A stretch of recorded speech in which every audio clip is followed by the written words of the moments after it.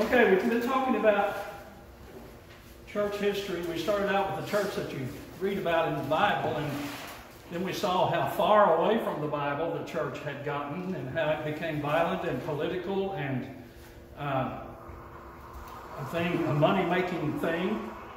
And then we had religious wars. And then we had people finally to step up and say, enough's enough. Let's just try to fix this.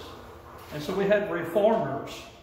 And practical reformation and restoration would never have been possible without translating the Bible into the common languages of mankind and getting a copy into the hands of the regular folks.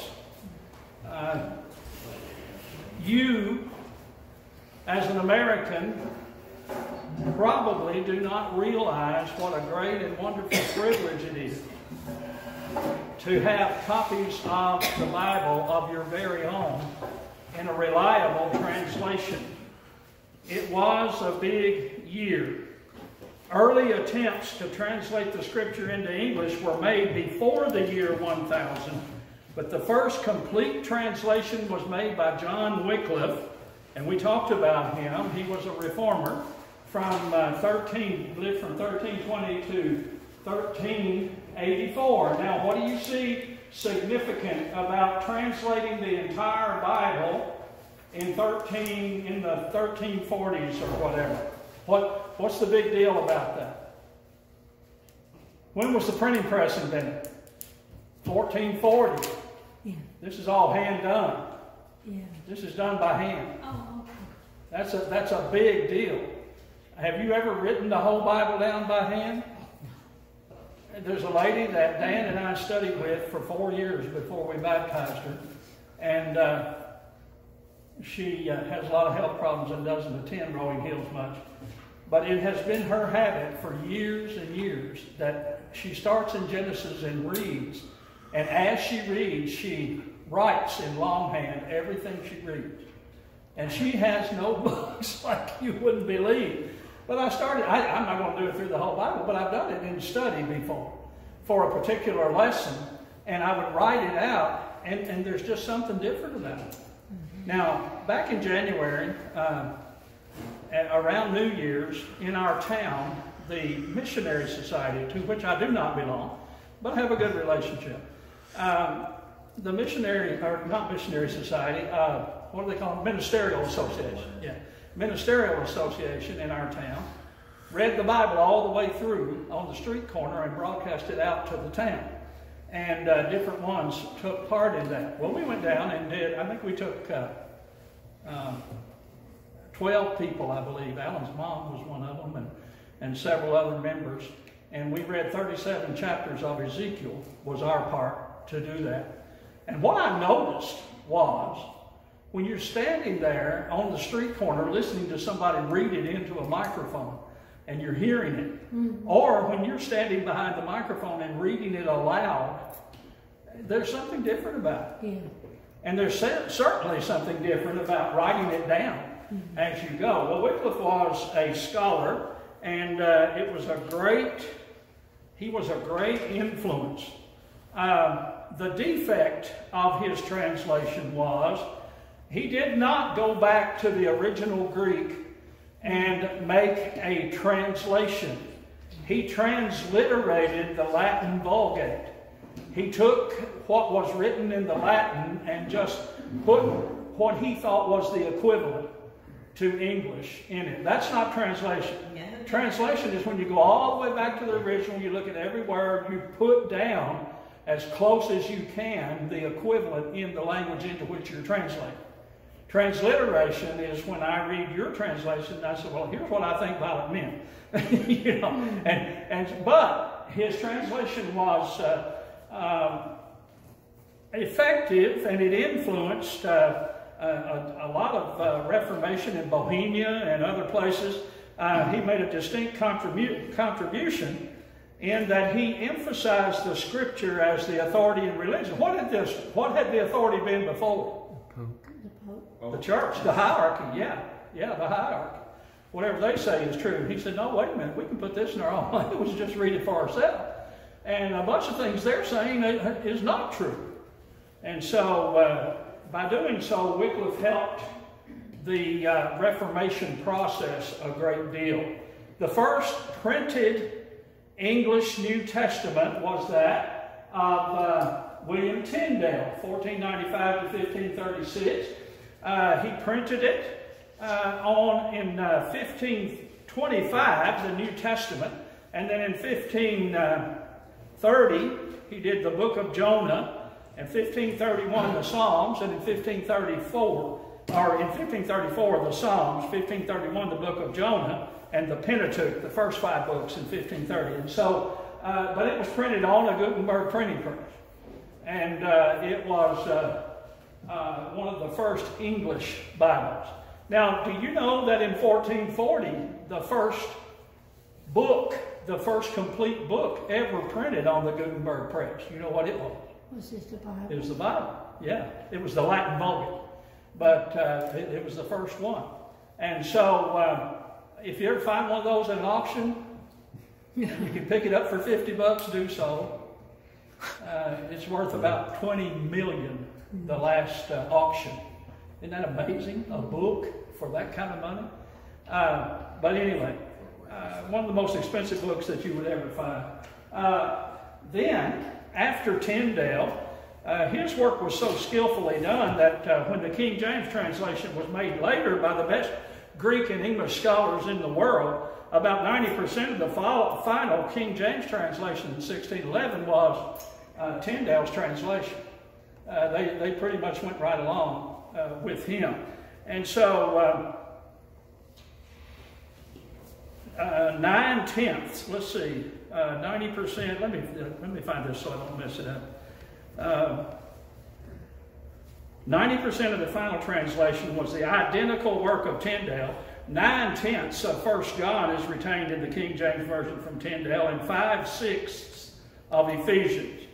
The proportions are maintained throughout the entire New Testament.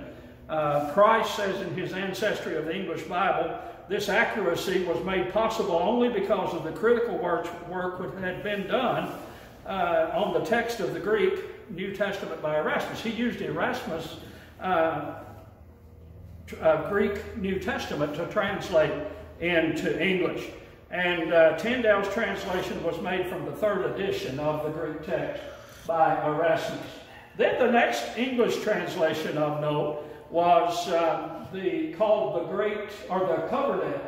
Coverdale Bible.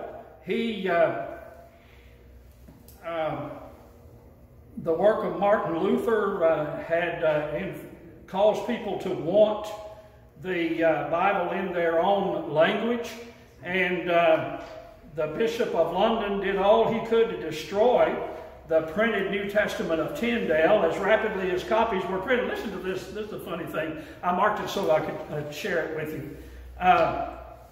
Tyndale's translation, before we go to Coverdale, was so effective that the Bishop of London, the Catholic Bishop of London, did all he could to destroy the printed New Testament of Tyndale. As rapidly as copies were printed on the continent and smuggled into England, the Bishop of London would buy them up and burn them publicly. In order to obtain them, the bishop had to pay a high price, and this money, in turn, financed Tyndale to print more. Which was pretty clever, wasn't it? The Catholic Church was buying them up. They had all kind of money. They owned most of the country. And so they would take their money and print more and get them through to the people. So the demand for a popular translation of Scripture in England was so great that the Convocation pled with the King and the English bishops to make an English translation which would be authorized for use by the common people. While there was a delay in answering that demand, various individuals brought forth private conversions, and that's what Coverdale was, and that's what the Matthews Bible was. It was pretty much a Tyndale copy. The Matthews Bible in 1537 was a Tyndale copy with some revisions. But everybody copies off everybody else. When I first started preaching, I would notice a lot of preachers would, in the church, would go away to conferences and lectureships and those kind of things, and they would come back and they'd all be saying the same thing. You know, and that's how it works. If somebody teaches, if I hear Jason teach a particularly profound truth, and it's worded better than I would word it, I'm going to use it. Now, I'm not going to steal it. I'm going to say, I heard Jason say this, you know, or something like that. And so Tyndale is given credit in the Matthew's Bible. Coverdale did not receive official sanction, but it was allowed to be freely sold, and may be considered the first English Bible that was not officially opposed by the Catholic Church. 2 years later, the Matthew's Bible was published. In 1539, there was issued what was known as the Great Bible. Now, it was ordained, formally authorized by the churches in England. And not the Catholic Church, but the Reformation churches, the Church of England. Remember, Henry VIII had fallen out with the Pope by this time, and the Church of England was their official church. There were Catholic churches there, but he had changed it to the Church of England, the Anglican Church. It was formally authorized for use in public worship. It was an expensive publication. Not many copies reached private hands. This is the one that was chained to the pulpit, where people would line up and to get their view. And the lines became, this is kind of a funny thing out of history, the lines became so long that they tried to pass a rule that only men could see, and then go home and tell your wife what you read, because the lines, with men and women both, the lines were too long. Could you imagine? I know what would happen at my house. I would forget about half of it. Did somebody order pizza or something? There's somebody at the door. Oh, sorry. And so it was ordained to be set up in all the churches and chained to the pulpit. In order to meet the demand for the Bibles by the common people of England, the Calvinists decided to have their own translation. And it was published where was the headquarters of Calvinism. You remember John Calvin, during his day, was the dictator of Geneva. And he would have spies out watching to make sure people didn't violate the law. And if they did, they would be sorely punished and sometimes killed. And so it was published in 1557 in Geneva, the Calvinist Bible. And here's what's special about it. It was the first Bible to have chapters and verses. Now that helped us out, didn't it? All the others were just big books, or originally scrolls. Go ahead. Yeah, I got a version on my iPad that doesn't have verses, and I can just listen and skip through. Yeah. That's listening to that way is a lot different than listening to, you know. You remember one time I taught here, I taught Paul's letters. And I asked you all to get, we bought a bunch of Bibles that didn't have chapters, but didn't have verse divisions. It had chapters, but not verse divisions. And some of them, no, it didn't have chapters or verses either. I don't know if any of y'all still have those, but or any of you were in that class. No. But I've got a couple of copies of it. You can buy one without the chapters and verses. And it makes a big difference in the way you read. You remember when I used to teach how I would say, put your thumb over that big red, put your finger over that big black 2 and just keep reading? Yeah. Or that big black 3? Because sometimes the thought is interrupted. Right. And sometimes the context is destroyed by that big black chapter change number. And so sometimes it is better not to have it. But it did help us. Now we can say, turn to Acts 2:38. Instead of saying, open up your scroll and find that place where Peter said repent, or whatever. So the Calvinists did do that for us. There was a prologue to each book with summaries and notes. Guess what they called it? What the summaries and notes? Calvinism. Now, remember when we first started talking about English translations briefly in one of the other classes, what did we say about the danger of translation? What's the big danger of translation? Get the human opinion. Human prejudice and opinion. Now, that was improved by the printing press.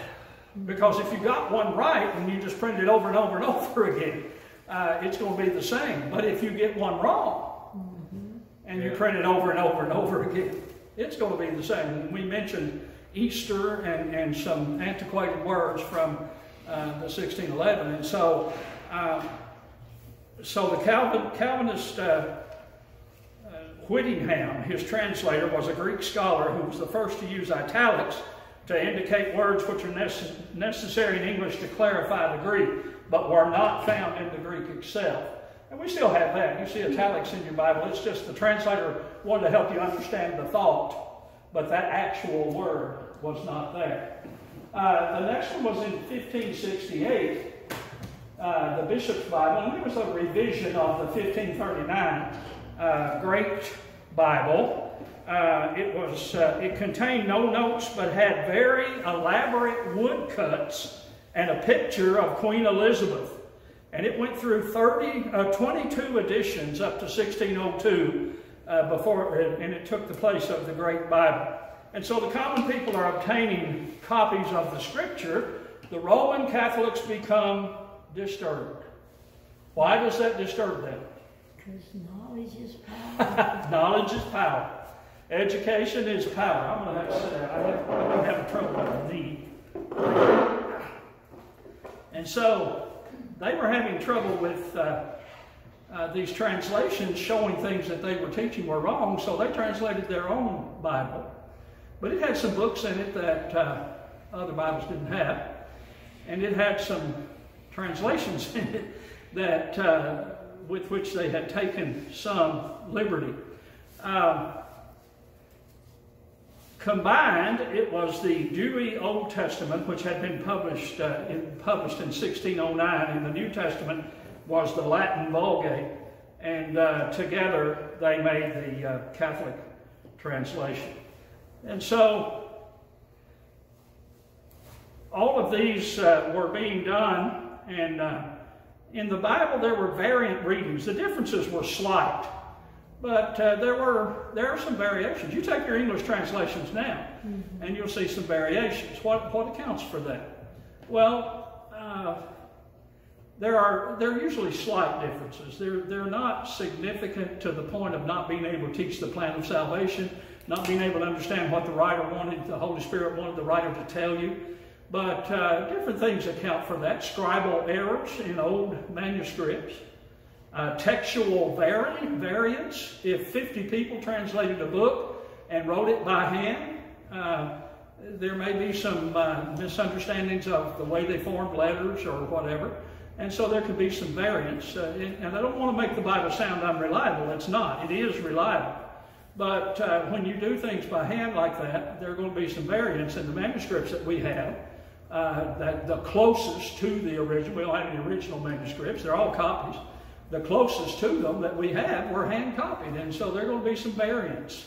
Alan mentioned last week one that you see a lot, and that's Mark 9 through 16, or 9 through the end of the chapter, verse 9. Mark 16, verse 9 through the end of the chapter is not found in some manuscripts. I believe it belongs there, but it's it has, when you do read it in the original, as I saw for the first time when I was in school, I didn't realize this. When you read it in the original, it does kind of change writing styles, and it changes sort of language style. And so somebody else may have written it, but they may have been inspired. Somebody other than Mark. That's why it's left out sometimes. They don't think Mark actually wrote it. Mark was not well educated, apparently. He was probably the least educated of the gospel accounts. He starts a bunch of sentences with and his things are very simple and all that. And so, but it doesn't mean he's not inspired, doesn't mean he's not important. He is. But that's just one of those textual variants. Well, because of that, there was concern and clamor for a unified translation. According to the Hampton Court Conference in 1604, they proposed a retranslation of the Bible, and King James named the translation committee. he wanted people from each of the great universities, and we need to change, sorry. He wanted people from each of the great universities, so he got 2 from Westminster, 2 from Oxford, and 2 from Cambridge. And there was a whole bunch of translators, but these guys were responsible for what finally came down. And so they started on it in 1604. They used the Bishop's Bible, as we said, as a guide. There were 54 translators appointed from various shades of theological background, but only 47 did the final work. The committee set up 15 rules to guide them. Some of them were some of the more important ones. The Bishop Bible was to be followed as little altered as truth would permit. The old ecclesiastical words were to be retained, and there would be no marginal notes except to explain the Greek and the Hebrew word. Why do they want to stay away from marginal notes? Opinions. We want to avoid opinions. Now, let me tell you, I love the King James Bible. My mother and grandmother are in heaven probably because of it, or will be. But there are some opinions in the King James, in the 1611 translation. There are... I was going to ask you, and you could speak about this online probably, but some people will only use King James Version. That's Yes. what the apostles had. Some people say that's what they would know. That's what Paul carried. That's the one that Paul used. Hang on, I can't hear I it. actually heard something. So what's the proper reply to that? To use the King James? When somebody says that, and that's all they'll say they're using, it's the original and all that stuff, they say, how do you reply to that tactfully? Here is how I've gotten away with using the New King James since 1979, when they first published it. I will say, it's the King James with the these and thous taken out. And people, oh, okay. I preached up at Mike's Branch in Pike County one time back in the 80s, and I read out of my New King James, and they said, that Bible don't read like ours. And I said, well, it's just the King James with the these and thous. I said, oh, okay. Taken out. And pretty much that's what it is. George, I'll get back to you. Yeah, I made a mistake one time in a congregation that uses the King James. And I says, I'm reading from the non-inspired version. I was just joking, you know. Yeah. Boy, I tell you. Bad joke. Bad. I wish I could grab that back and take it in, you know, because that was the stupidest thing I ever said. I've got a trainload of those, George. I wish I could take back. But you take like the NIV, a lot of people will attack it. The first Bible I ever read all the way through when we worked together. And I sat down one day and I said, I'm going to read this and I'm going to get my life in line with it. It was the Revised Standard. I happened to have one from somebody had given me, and it was laying all dust covered under my television, and I pulled it out and read it, and it made sense. And yes, there are some things in there that I would not recommend now, but as far as a synopsis of what the Bible wanted me to know, I got it out. So how I answer them, Alan, back to your question, kind of went around the block there. How I answer them is, all we have are translations. We don't have the original. And so the translations, I recommend stay away from one-man translations. Stick with any English translation that's translated by a body of Greek and Hebrew scholars who were serious about what they were doing. Now, you can research that and find out who did that and which versions and not. Stay away from paraphrase and transliterations. Right. Because they're not accurate. Go ahead, George. Yeah, I have one time, we were friends with Furman Curley, you know, me. And I asked him one time, I said, which version is the best version? He says, any of them that teaches the plan of salvation is proper. And he told me the same thing you did. Stay away from paraphrase and anything that doesn't really, you know. Transliteration. Yeah. Those kind of things. But he said anything that, you know, has the, you know, plan of salvation is a proper plan. Now, I will say this. I'll get to you in just a minute. I will say this. The NIV, when it came out, A lot of people, it became very popular. It had some things in it. It has that thing over in Psalms that looks as if it's teaching that David was born in original sin. It has some other things in it. The first translation of the NIV wasn't horrible. It was not my favorite, but it wasn't horrible, just for a few little reasons. There is a revision of it now that is pretty dangerous. And it has some things, they have revised it. Anytime you have translators that want to try to please the public, you got a problem. Steve? Yeah. You said that you thought the King James had some opinions. I had seen words in the King James that had a stronger meaning than, say, the New King James. Fornication versus sexual immorality. Absolutely, absolutely. It has some good stuff. But then you talk about transliterations, and anybody's got the word baptism, that's a transliteration. Yeah, it's supposed to mean immerse. Yeah, right. It's supposed to be translated. I often thought the translators did not want to offend the paycheck. Exactly. So they created the word versus leaving the word immersion there. Absolutely. You're exactly right. That's one of those opinions. And that's an opinion. Yeah. And another one is, you remember when we were studying Reformation history a few classes ago, you remember that when Constantine wanted to please the pagans, and he wanted to celebrate holidays like the pagans did, what was one of his absolute biggest holidays? Easter. Easter.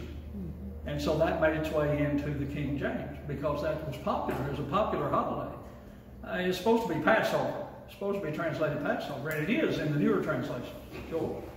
I heard that Baptists had a version made that they didn't translate or alliterate the word baptism or baptism. Well, they actually put immersion, and they realized they actually took their religion right out of the Bible, so they put it back in. Yeah. John the Immerser. I've used the argument, though, about the transliterations that every Bible out there that's mainstream, not the weird ones, but ESV, New King James, New American Standard, that they have all they got transliteration words. They've got the people that are King James only. Their argument falls because they've got the same thing. Yes, same thing. Yeah, one of the big ones. It's a wonderful translation, though, the King James. You can see how important it was, and it was the translation that people brought to America with them. Alexander Campbell translated his own, The Living Oracles, and it's not a bad translation. It has Alexander Campbell language in it, which you'll have to read each passage about 5 times before you figure out what he's trying to say. But it's not a bad translation. You got it? The Living Oracles? Yeah. That's New Testament. You understand it? It's only the New Testament. Jason. Yeah. You're really smart. No, it is readable, obviously. He would not have translated it that way were it not. In my lifetime, when I first went to preaching school, I met an old, well-respected scholar named Hugo McCord. And Dr. Hugo McCord was one of my favorite preachers. He had a speech impediment, but it didn't stop him. And he was a great preacher, and he translated McCord's New Testament. You have a copy of it? I have a couple of them. I have a hardback signed copy in my library, but it's a one-man translation. And there's danger. I loved Dr. McCord. He was the first person I ever talked to after he was diagnosed with Alzheimer's. And I said, Dr. McCord, what a horrible tragedy for your brain, your mind, to be going. And he said, Jerry, it's not too bad. So I can hide my own Easter eggs. And so he took it really in stride, did well, died, probably not knowing he was on the earth, but just, I read his translation today in preparation for this class, some of it. in fact. And it's a good translation, but it's got some doctrine recorded. And so one-man translations are dangerous, unless you know what you're doing. And so, but the King James became, the committee set up these rules. The translation was to be done first by small committees, then later approved by the entire group. Commonly called the King James Version, took the place of the Bishop's Bible as the authorized version in the churches, displaced the Geneva Bible even in home use. And from 1615 to 1769, there were many revisions of the King James Version. Now, Alan, back to your comment, your question. There are people who have looked me right in the face and said, I will not use anything other than the 1611 King James. And my tactless, smart aleck response is, you couldn't read the 1611 King James. The S's are like F's, and the W's are V's, or the U's are V's. And it was in a lot different than modern, and it's been revised. What do we say? From, well, just many revisions from 1615 to 1769. So what we call the 1611, we don't have. We don't really have 1611 translation. We have the revisions. The Revised Standard Version was a revision, English revision of the King James. The 1901 American Standard Version was a revision of the King James that became very popular. If you can lay your hands on, I don't even know if anybody publishes them still. Star Publishing used to. 1901 American Standard, really good translation. Some of these versions are online in their public domain, so you can read from there. Yeah, that's true. Yeah, with the invention of the internet, you can find all of this stuff that I used to have to dig through boxes at flea markets and stuff and find them. You can just type it in, and they'll have it at your house tomorrow or so. And so, with the 1901 American revision, brought out a version more in keeping with American English. That's what's good about the 1901 version. It's everything else came from Britain, the English versions, and this one is an American version. It's an American version of the King James, actually. So the translation of the Bible into English was the impetus for continued reformation. I cannot overemphasize the importance. I also can't teach sitting down. I cannot overemphasize the importance of everybody having their own copy of the Bible to the Reformation. And it was absolutely essential. As long as the Catholic Church had the Bible only in Latin and only a few could read it, they can tell you anything they want to. You have no way of proving it otherwise. You're kind of like, we'll talk about Raccoon John Smith somewhere along the way as we talk about Restoration history, and you're like when he was preaching at Upper Spencer and was preaching Calvinism and didn't believe it. And he stood up and said, "Brother, I'm in the dark, but I don't know how to get out." That's kind of where you were if you're just waiting on the church to tell you those things. Well, he was finally introduced to the writings of Alexander Campbell and then went back to the New Testament, studied his way out, became a great Restoration preacher. So, we're going to talk about, as we get into eventually the American Restoration, one thing we want to talk about is the Scottish Reformation. Now, why is this so important? I cannot stress to you enough. When you start talking about church history, the Scottish Reformation is of utmost importance. Guess where Walter Scott, Barton W. Stone, Alexander Campbell, Thomas Campbell, where did they all come from? Scotland. They all came from Scotland to America, and they were all Restoration leaders. Where did they get their Restoration ideas? From Scotland. Go ahead. King James himself was a Scot and didn't speak English. That's the funniest thing about the King James Version. Is that he led that to unify the nation, but he didn't speak or write English. No, had to have a translator. That's interesting. First of all, early on. Now, we're going to jump from the 1500s to the 1800s here pretty soon, but let's talk about John Knox for a little bit. If you've ever read anything about John Knox, the very first thing that comes to your mind is fiery, violent preaching. Have you ever seen a violent preacher? I've seen loud preachers. I've seen wild preachers. I've seen, we have a preacher here for a gospel meeting. He's a friend of mine and a wonderful preacher. And I closed my eyes so I could concentrate on what he was saying, and his voice changed. And the direction of his voice changed. And I opened my eyes, and he was standing back there preaching, in the back. He had gone from the front to the back. Some of you remember that. And so we have active preachers. I am what is called probably an animated preacher. I wave my arms and shout a lot and all that. John Knox was a violent preacher.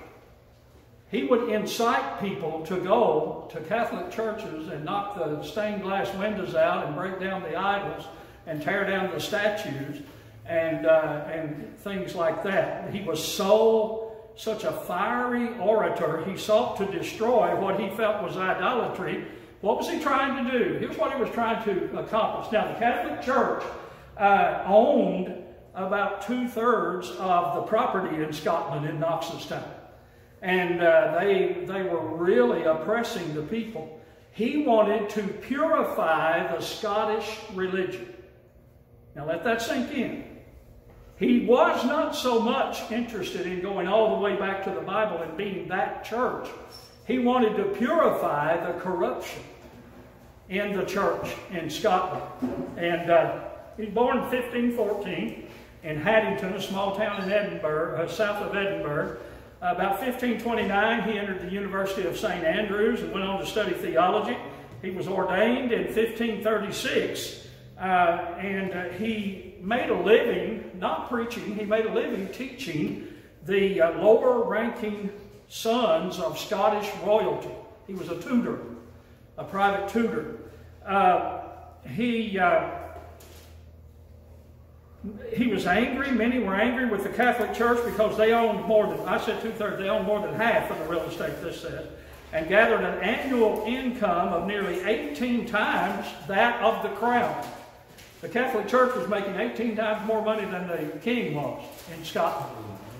And and some of this is in Maddox and some of it's not. Some of it's from other sources. Bishops and priests were often mere political appointments, and many never hid their immoral lives. The Archbishop of St. Andrews, Cardinal Beaton, openly consorted with concubines and sired 10 children, openly. And so Knox comes along, and the constant sea traffic between Scotland and Europe allowed Lutheran literature to be smuggled in. Church authorities were alarmed by this heresy and tried to suppress it. And Patrick Hamilton was an outspoken Protestant, and he was burned at the stake in Scotland in 1528 by the Catholic Church because he was importing Lutheran literature that was promoting Reformation. In the 1540s, Knox came under the influence of converted reformers and heard Thomas Guillaume preach, and he joined them. He became a bodyguard for a preacher, fiery Protestant preacher named George Wishart. And he was speaking all through Scotland. In 1546, Cardinal Beaton had Wishart arrested, tried, strangled, and burned. All because he was preaching. And again, some of this is not in Maddox, some of it's from other sources. Shepherd, I think I got some from Shepherd, some from Cox, and some from other books. But I'm going to kind of give you a good picture of Knox.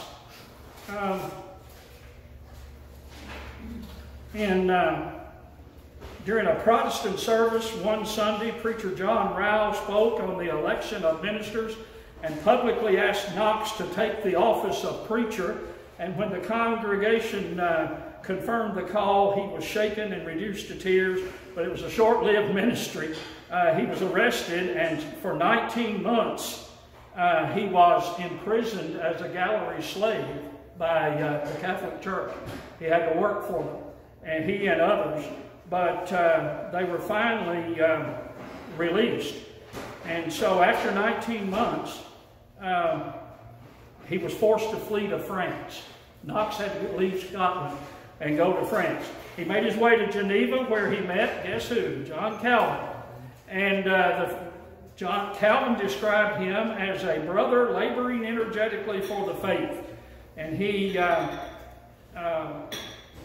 influenced Knox. Knox traveled to Frankfurt, and there he joined other Protestant refugees from Scotland, and he finally got to come back home. By then, they were redoubling their efforts, and in 1955, they invited him to return to Scotland to inspire reformers, and he did. He spent months preaching and persuasively in Scotland before he was forced to return to Geneva. So what did he do when he went back to Geneva? He can't go back to Scotland. He's going to be killed. In Geneva, he used that wonderful invention from 1440, the pen and the printing press. And he started firing. Let me read you some of the stuff that he wrote. He wrote a tract called Admonition to England. He violently attacked the leaders who allowed Catholicism back in England. He wrote one, The First Blast of the Trumpet Against the Monstrous Regiment of Women. He argued that a female ruler like English Queen Mary Tudor was the most odious in the presence of God, a traitorous and rebel against God. He wrote that kind of stuff and sent it to the Queen. So he was a fiery writer. He wrote, let's see, there was another really good one. He wrote, The sword of justice is God's, and if princes and rulers fail to use it, others will. He returned to Scotland in 1559, deployed his formidable preaching skills to increase Protestant militancy. And within days of his arrival, he preached, it's in 1559, he preached a fiery sermon, and let's see, he preached a violent sermon at Perth against Catholic idolatry, causing a riot. Altars were demolished, images smashed, religious houses destroyed. And so he was able to accomplish all that. Parliament ordered Knox and 5 colleagues to write a confession of faith. And anyway, by the time he finished out his years, Presbyterianism had taken over Scotland. The Church of Scotland and the Church of England were largely Presbyterian in Scotland. Now, the Church of England was Anglican, obviously, but they were the largest group. He's a paradox. Although he was a great reformer and a famous Scot, there's one small monument to him in Scotland, and his grave is under a parking lot. He just made so many people so mad and did so many crazy, violent, wild things that he fell out of favor. But he was a great reformer in a sense. And so, from that, fast forward many years, and you have the independents. They saw problems with the English state church and the Presbyterian church. That was the Scottish state church.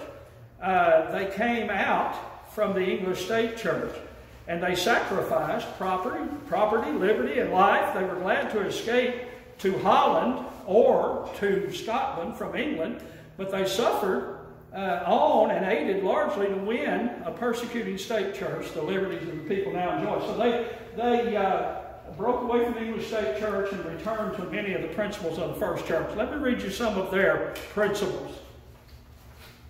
No church ought to consist of more members than can meet in one place for worship and discipline. Now, why is that important? What does that do to the Catholic Church? Yeah, that gets rid of the hierarchy. A church of Christ is to consist only of such as appear to believe in and obey Him. Believe in and obey. What does that do to Luther's faith only doctrine? You have to do it. You have to have faith and obedience. Any competent number of such have a right, when conscience obliges them, to form themselves into a distinct church. In other words, if this church gets too big, it's well within the right of a competent number of parishioners to move off to another place in the county or someplace and start another congregation. That's fine. You don't have to have anybody's permission to do that. You can do it. Officers, let's see, being incorporated, they have a right to choose their own officers. Well, that's just the biblical idea of elders. These officers are teaching elders, ruling elders, and deacons. Now, they did make a difference between ruling elders and teaching elders.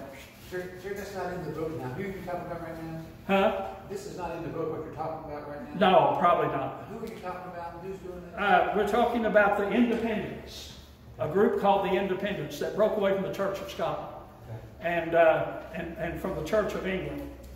And they wanted to go back and just be the church. So another one of their rules was, elders being chosen and ordained have no power to rule the church, but by consent of the brethren. In other words, you can't walk in one day and say, I'm your elder.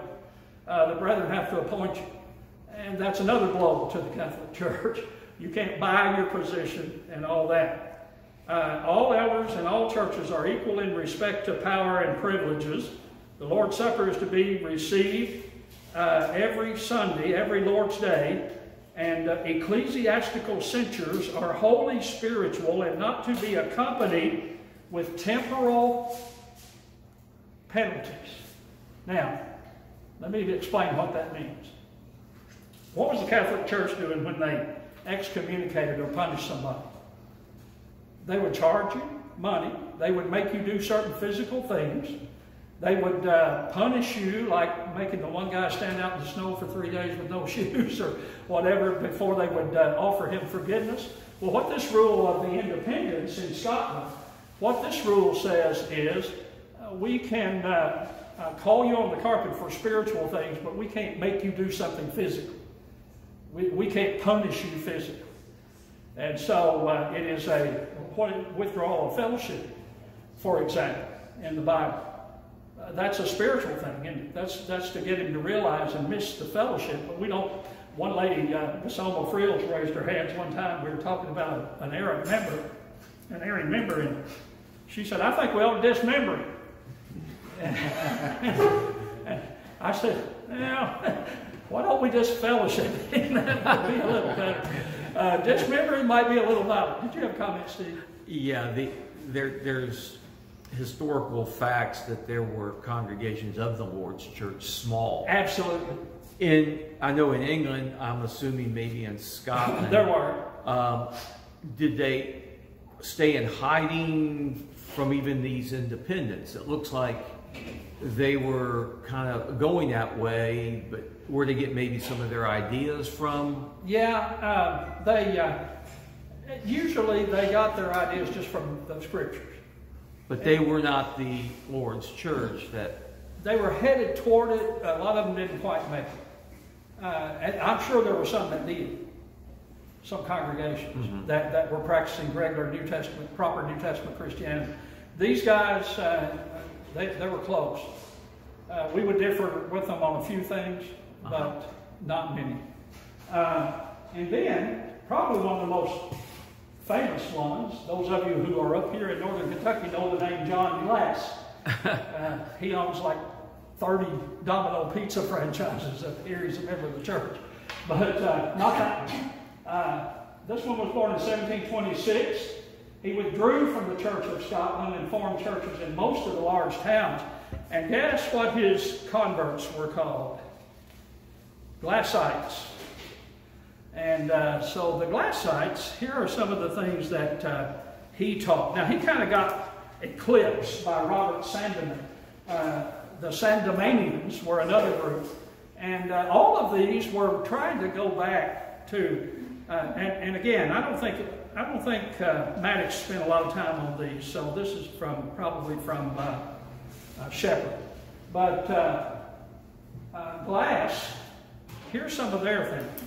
National establishment of religion is unlawful and inconsistent with the true nature of the Church of Christ. The church being spiritual ought to consist only of true spiritual men. And so what he's saying is that the government doesn't have any business telling you who can be over the church, and they don't have any business getting mixed in to church business.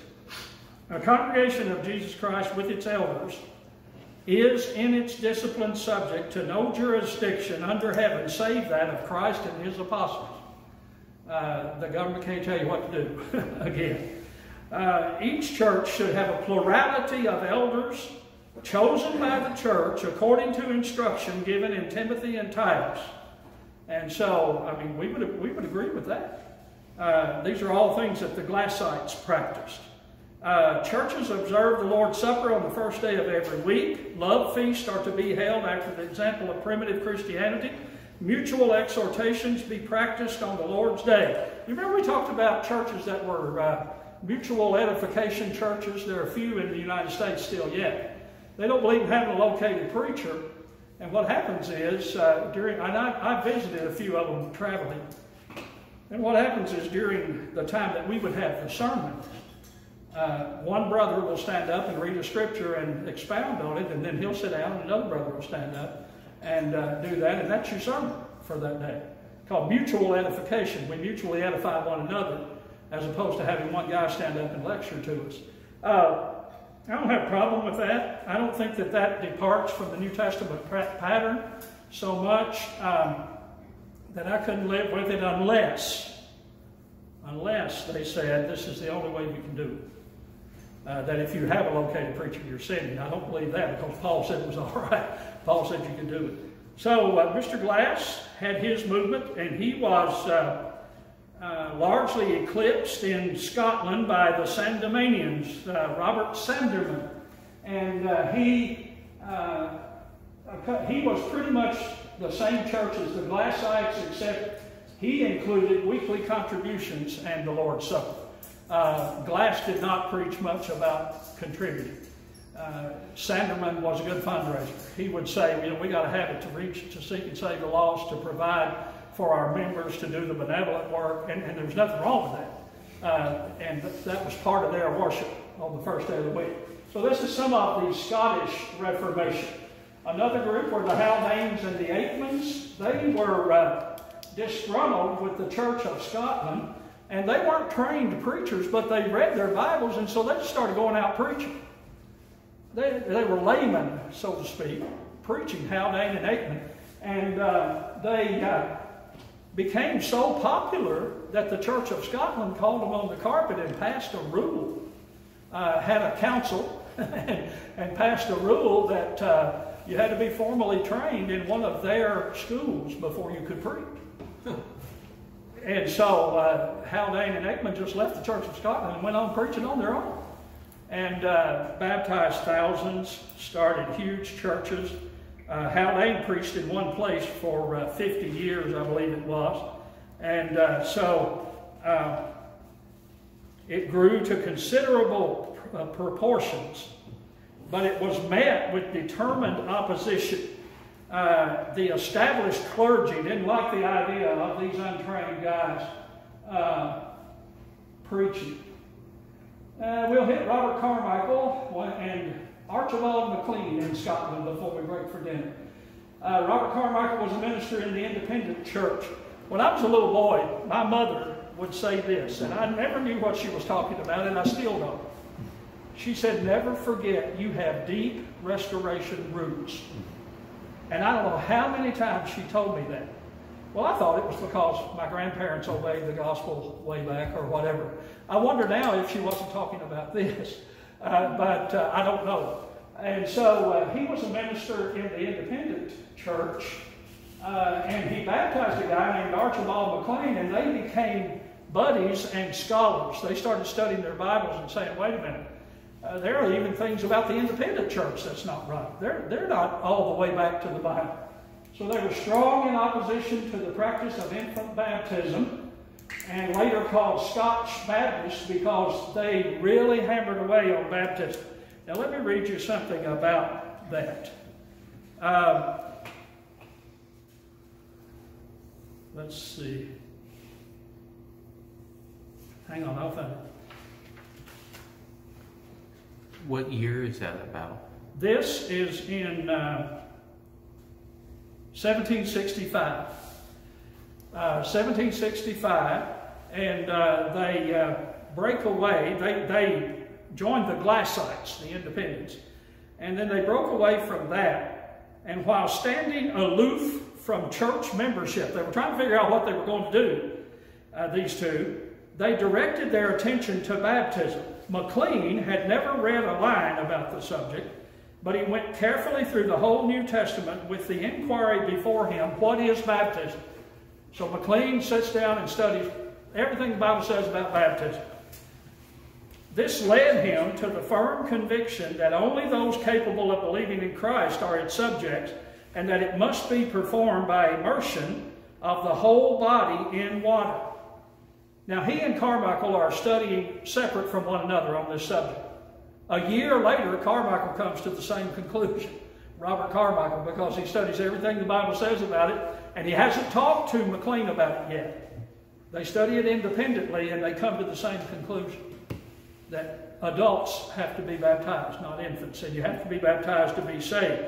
And so a year later, when Carmichael figured it out, he went to London and was immersed by Dr. Gill, October 9th, 1765. On returning to Edinburgh, he baptized McLean and 6 others and formed a Baptist church. They were still calling it the Baptist church because they baptized. But so that was the doctrine of baptism by immersion for the forgiveness of sins, spread throughout Scotland, later called Scotch Baptists. We'll talk some more about those others. The reason I really want to hammer away at the Scotch Reformation and Restoration is because it is the reason we had an American Restoration. Because people came from Scotland with those ideas to a new country where they could practice whatever they wanted to without fear, to some degree. Well, those guys were 55 years ahead of Alexander Campbell in this, and they're closer to what than he even toyed around with. Yes, and they taught the professors that taught him in So Glasgow. he didn't come up with the idea. No, Alexander Campbell didn't come. Neither did Thomas Barton didn't either. W. Stone. They were still playing around with it, and these guys had it. They were around Glasgow and Edinburgh when this was being taught. That's what I want you to get. You got it. You got exactly what I want you to get out of the Scottish Reformation.